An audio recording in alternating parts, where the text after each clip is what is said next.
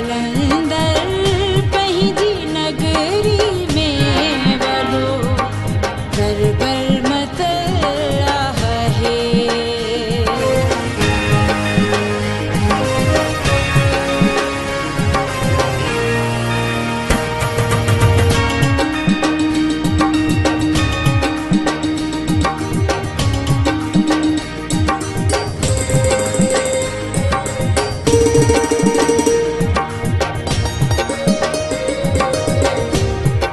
मथन ते मोड़ जिन जे ऐं हथन में महक मेहंदीअ जी।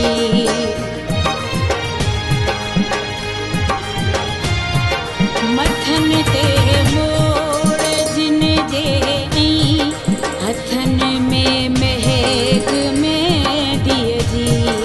उन्हनि घोटनि कुंवारनि जो खड़ा ते सिर खुतल आहे वॾो करबल मताह आहे। कलंदर पंहिंजी नगरी में वॾो करबल मताह आहे।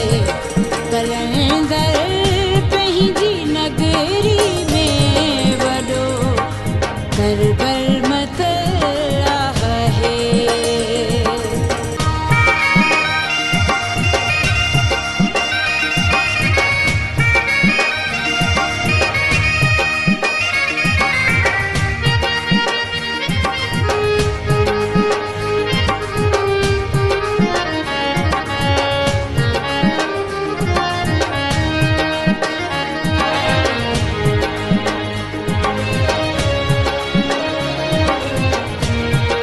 घुरूं था खैर जिन जो ऐं कढूं था जिन जे कर मन लए।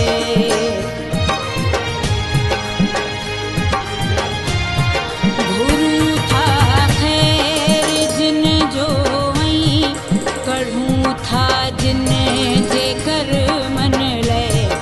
उन्हनि साले सभागन जो तही घाणो घतल आहे वॾो करबल मताह आहे।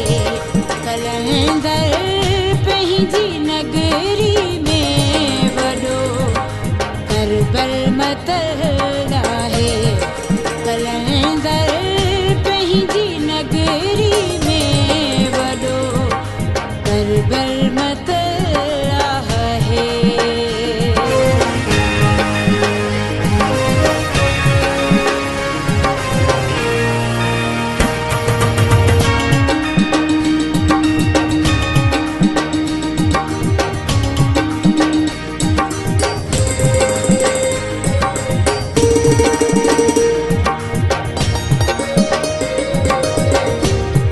ॾींहुं ही ॾोह कंहिं खे कही कातिल या हू कातिल।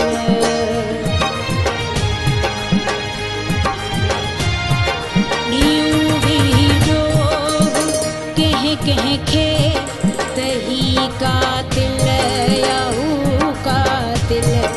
मगर हिन को पंहिंजे में गरो गंजो गतल आहे वॾो करबल मताह आहे।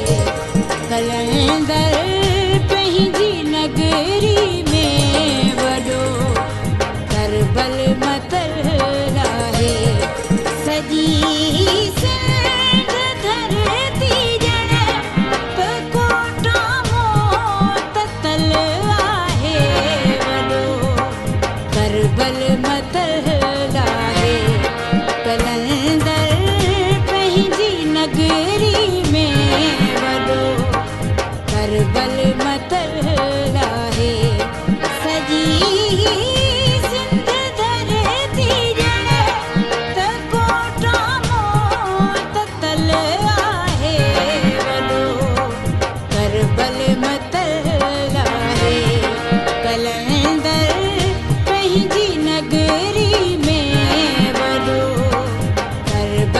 मत लाहे कलंदर पंहिंजी नगरी में वॾो करबल मत लाहे कलंदर पंहिंजी नगरी में वॾो करबल मत लाहे कलंदर पंहिंजी नगरी